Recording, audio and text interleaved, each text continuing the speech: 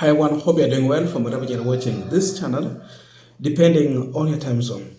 Now, after Ruto visiting Jesus Winners Ministry, he talked about the issue of land, but he never expounded on that matter, on what land he exactly was talking about, giving it or trying to solve the problem, because he said he has asked the KDF people to leave that matter alone. There is a land here with a lot of dispute on it. At first place, you have to understand that the land that are claiming is for Jesus Winners Ministry. It is not the land where the church is sitting on. No. There is another land in the neighborhood where the Kenya Defense Forces is sitting in, and of course Uhuru put a barracks there as we're speaking, sometime back 2018, 2021. That is the land that Ruto is talking about. Jesus Winners Ministry want to put up another new church building. The one they have, they're claiming is small. They want a bigger church. And they have proposed a super magnificent structure. Itakuwa cathedral kubwa sana. So they want to move into a new property. It is not the land where they are sitting now. So that is the discussion. And the matter has been about the wrangles between Uchumi, which was partly owned by the government, walikuwa na shares. Uchumi was claiming part of that land, and they had some debts, walikuwa bankrupt. Ikakuwa they have to sell part of that property and settle the debt. So the wrangle has been that land for KDF, Uchumi claiming. Now they have sold to another person. Then also we have the jewelry limited, which actually belongs to Jewelry Complex Limited, belongs to Bishop Edward Mwai, who are also interested in this land. So swali wa Kenya wanauliza ni kwamba hili shamba ambalo Mheshimiwa William Ruto anaongelea, 20 acres piece of land that Jewelry Complex Limited is demanding also, anapea Pastor Mwai, ama ni hilo kanisa, ama ni njia gani, na anatoa kwa njia gani kutoka kwa public, which KDF is also demanding the ownership. Because what we are learning is that kanisa nataka kuweka tu a part of that plot, but the rest, Jewelry Complex Limited is demanding ownership. Eka tatu, eka mbili, ama ni tatu, eka mbili, eka tatu, wanataka kujenga kanisa. Hiyo ingine ya Jewelry Complex Limited. That's what they are saying. So the claim is that the land was announced to go for 2.8 billion Kenyan shillings. And with this legal battle, already Jewelry Complex Limited had paid some money, which was a commitment to buy this land, 330 million in December 2018. So walikuwa wanataka kununua hiyo shamba, wamepeana hiyo deposit, but you can look at the huge amount remaining. Hawajafika hata quarter. But Uhuru now moved in after discovering that there is some tricks here kupoteza shamba ya serikali.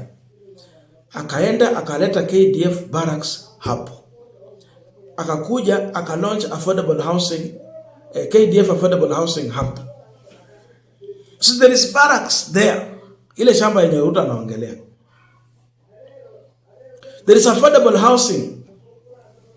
Even CS for Defense 2 ya ni nani ametembea pale mara mbili to inspect affordable housing.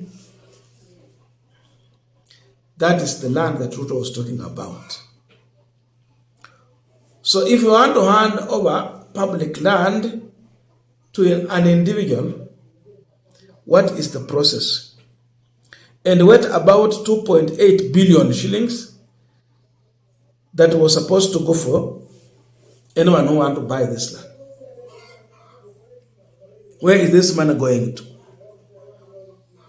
And what is the procedure of handing over public land kwa hao watu? Where was public participation? Iko wapi? So we might look at this matter as an easy issue, but some Kenyans are seeing it in a different way. That there is somehow Ruto might be in business with the Jesus Winners Ministry leader, Bishop Edward Mwai. There's no way you can just hand over such huge land to an individual worth billions of shillings. Hivyo tu ati sasa umepeana kwa kanisa. Because what Ruto should understand is that he is operating under a new era with the new constitution. Ni mpya kweli. With the 2010 constitution, sio mpya, imegrow. He is operating under 2010 constitution. Sio ile ya Mwai yenye alikuwa anakuja anasema hii shamba nimepea kwa kanisa, hii shamba nimepeana kwa fulani, hii shamba pea fulani. Hiyo ilikuwa wakati wa mzee the first president, Kenyatta. Then Mwai. Kibaki came in, but Kibaki never abused power. He had that absolute power, lakini hakufanya hivyo. Uhuru akikuja, mambo yalikuwa yamebadilika. Kwa kuwa wewe kama president hauna uwezo wa kuja kusema hii shamba napea fulani na ni shamba ya public, hii napea fulani. No, there is a process. There is a procedure that even you need to involve the public into that. So look at that. But you want to come and give public land just like that. There is case in court about this land.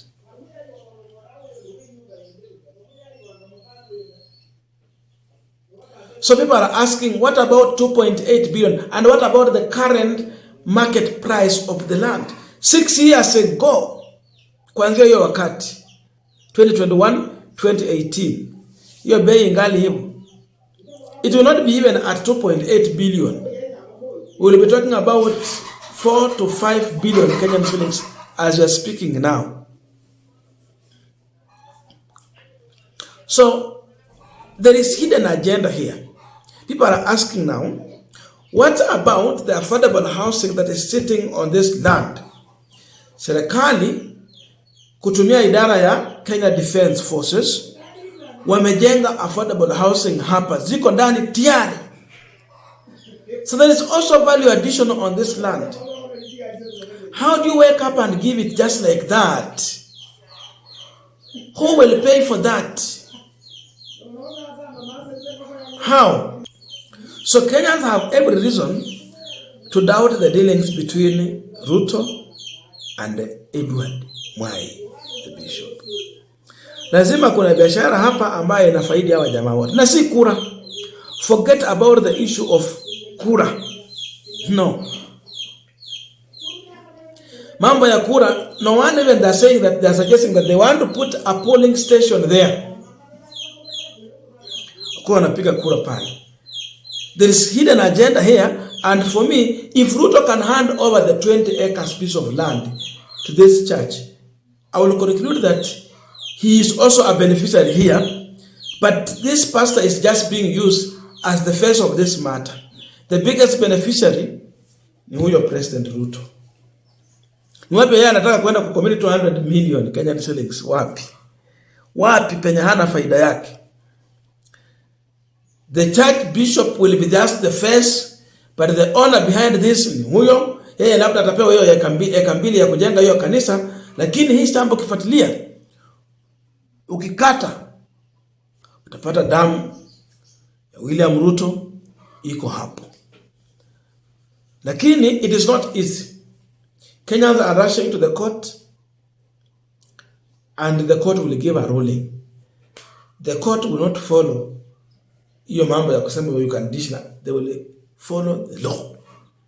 So, Pastor Edward Mwai, it is good you ask Ruto to follow the law in anything you want to give you. Otherwise, you will go there and put up a church, you spend millions of money, then vile Uhuru alikuwa anabomoa zile malls zilikuwa kwa barabara, hiyo kanisa ikuje bomolewe. Utalilia wapi?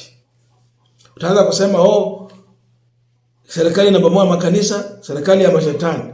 Na kumbe wewe mwenyewe ndio ulianza makosa.